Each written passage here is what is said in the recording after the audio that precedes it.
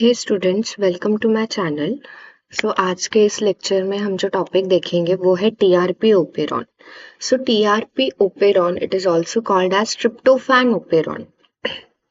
As we all know that tryptophan is nothing but the amino acid. TRP operon consists of cluster of genes that are regulated and transcribed together. TRP operon में ऐसे jeans है जो एक साथ में, operon मतलब cluster of genes present होंगे, right? They are transcribe together and they code for the component for the biosynthesis of tryptophan.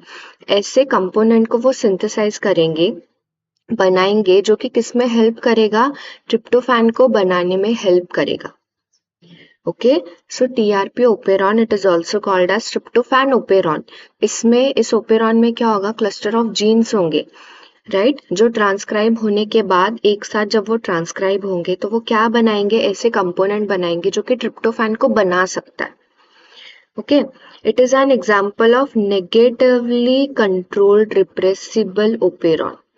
अब नेगेटिवली कंट्रोल्ड क्यों बोला है? देखो, अब जो लास्ट टाइम हमने लैक ओपेरॉन देखा था वो पॉजिटिवली कंट्रोल था। पॉजिटिव क्योंकि अगर लैक्टोज वहां पे प्रेजेंट था तो फिर आगे ओपेरॉन ट्रांसक्राइब होकर ट्रांसलेट होता था, बट इस केस में ऑपोजिट है।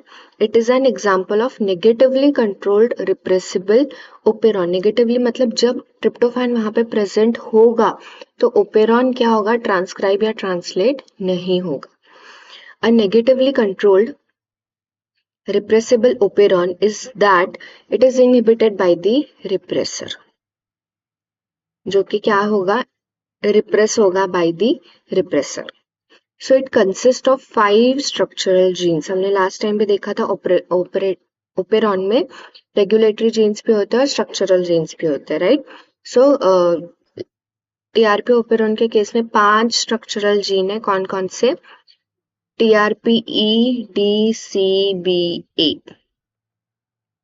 ओके, नहीं तो ABCDE ऐसे भी याद रख सकते हो। ये जो स्ट्रक्चरल जीन्स है TRP ABCDE, वो उनका काम क्या होता है? दैट कोड्स फॉर एंजाइम, वो ऐसे एंजाइम को कोड करेंगे that are involved in conversion of chorismic acid to tryptophan.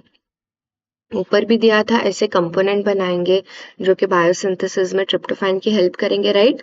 यहाँ पे स्पेसिफिकली दिया है ऐसे एंजाइम्स को बनाया जाएगा by the structural genes of TRP operon, जो कि क्या करेंगे? कॉरिस्मिक एसिड को ट्रिप्टोफैन में कन्वर्ट करने के लिए जो जो एंजाइम लगता है वो सब वो बनाएंगे। Okay, TRPL मतलब leader region. The leader peptide is involved in the attenuation mechanism. Okay, अब यहाँ पे अगर आप ओपेरॉन, TRP ओपेरॉन को देखोगे, यहाँ पे प्रमोटर है P। किसका प्रमोटर है? पहला जो प्रमोटर रेगुलेटरी रीजन है, जीन है। फिर उसके बाद क्या है? TRPR। TRPR क्या करता है? रिप्रेसर को बनाता है। पर यहाँ पे टीआरपी ओपेरॉन में जो रिप्रेसर बनता है वो इनएक्टिव होता है। ओके, देन यहाँ पे O है, ऑपरेटर। ओके, उसके बाद में यहाँ पे TRPL है जो लीडर रीजन ऊपर बोला था वो। उसके बाद में ये सब क्या है? स्ट्रक्चरल जीन्स है। TRPABCDE, ये सब क्या है? स्ट्रक्चरल जीन्स है। Now in absence of tryptophan, मैंने पहले भी बोला नेगेटिवली कंट्रोल्ड ओपेरॉन है, मतलब अगर यहाँ पे ट्रिप्टोफैन प्रेजेंट हुआ तो ये जो सब स्ट्रक्चरल जीन है इनका ट्रांसक्रिप्शन नहीं होगा। बट ये जो फर्स्ट केस है, it is in absence of tryptophan, in absence of tryptophan.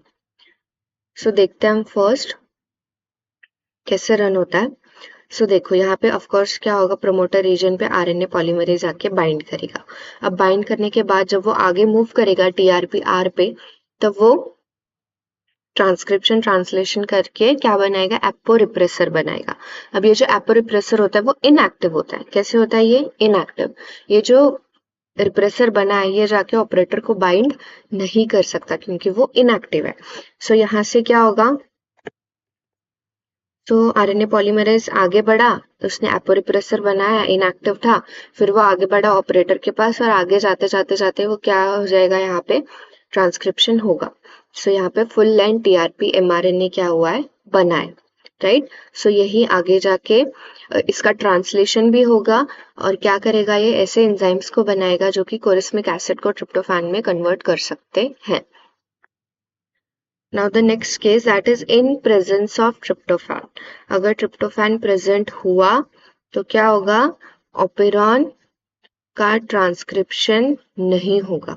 सो देखो सेम यहाँ पे आरएनए पॉलीमरेज आपका बाइंड करेगा, टीआरपी आगे बढ़ेगा वो, सो टीआरपी आर एपोरिप्रेसर बनाएगा विच इज इनएक्टिव, बट यहाँ पे ट्रिप्टोफैन प्रेजेंट है, इन प्रेजेंस ऑफ ट्रिप्टोफैन। सो क्या होता है, ट्रिप्टोफैन इस एपोरिप्रेसर को जाके बाइंड करता है। ट्रिप्टोफैन क्या करेगा, इस एपोरिप्रेसर को जाके बाइंड करेगा और बाइंड करने के बाद ये जो एपोरिप्रेसर जो इनएक्टिव था वो कैसे हो गया, एक्टिव हो गया। सो ट्रिप्टोफैन एक्ट्स एज को-रिप्रेसर। एपोरिप्रेसर इनएक्टिव था, ट्रिप्टोफैन आया और वो एपोरिप्रेसर को बाइंड हो गया और उसने रिप्रेसर को एक्टिव कर दिया।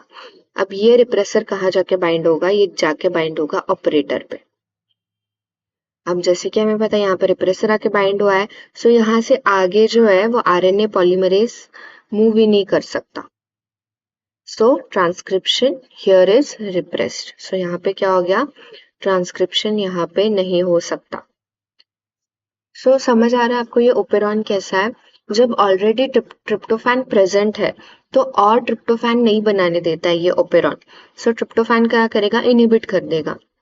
बट अगर ट्रिप्टोफैन की कमी है सो क्या होगा, ट्रिप्टोफैन बनेगा। So in absence of tryptophan transcription होता है स्ट्रक्चरल जीन का, but in presence of tryptophan नहीं होता, ट्रांसक्रिप्शन इज रिप्रेस्ड। सो इसलिए इसको क्या बोला, नेगेटिवली कंट्रोल्ड, क्योंकि नाम तो टीआरपी ओपेरॉन है, राइट, ट्रिप्टोफैन ओपेरॉन है, बट यही क्या कर रहा है, अगर ट्रिप्टोफैन प्रेजेंट हो तो रन नहीं हो पा रहा, सॉरी ट्रांसक्रिप्शन नहीं हो पा रहा है, right. So that's why it is called as negatively controlled operon.